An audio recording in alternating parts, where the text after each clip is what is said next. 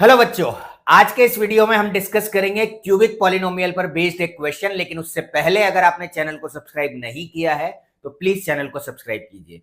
आज का क्वेश्चन है, if alpha beta gamma are the roots of the equation 2x³ + 5x - 3 = 0, then we have to find out the value of sigma 1/1 - alpha 1 - beta in the simplified form p/q।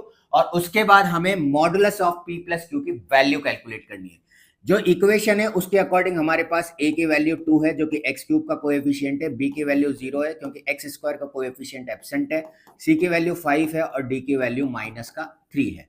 यहाँ से हमारे पास roots alpha beta gamma है, इसलिए सम of roots यानी कि alpha plus beta plus gamma हो जाएगा -b/a, जो कि हो जाएगा -0/2 यानी कि 0। Alpha beta plus beta gamma plus gamma alpha की जो वैल्यू होगी वो हो जाएगी c/a, यानी कि ये हो जाएगी आपके पास 5/2। और alpha into beta into gamma की जो वैल्यू हो जाएगी वो हो जाएगी -d/a, यानी कि -3 जो कि प्लस हो जाएगा, तो प्लस का 3/2।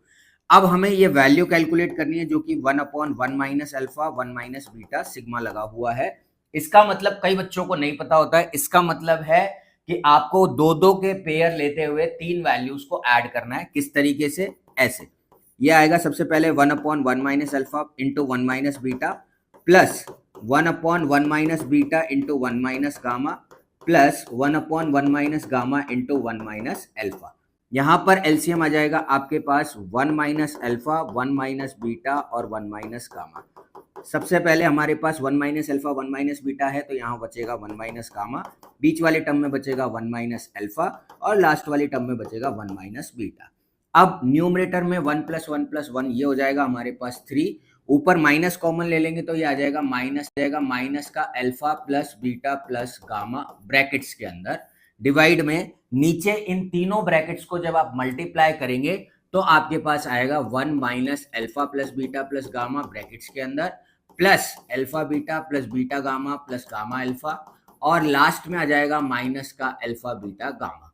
वैल्यू पुट करेंगे तो 3 - 0/1 - 0 plus 5/2 -3/2।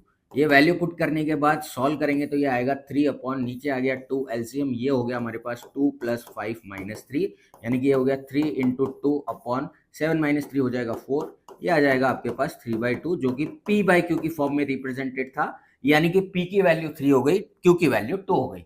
Mod of p + q अब हो जाएगा हमारे पास 3 + 2 यानी कि 5। तो इस क्वेश्चन का करेक्ट आंसर होगा 5। आई होप आपको क्वेश्चन समझ आ गया होगा। Thank you so much for watching the video. Have a great day.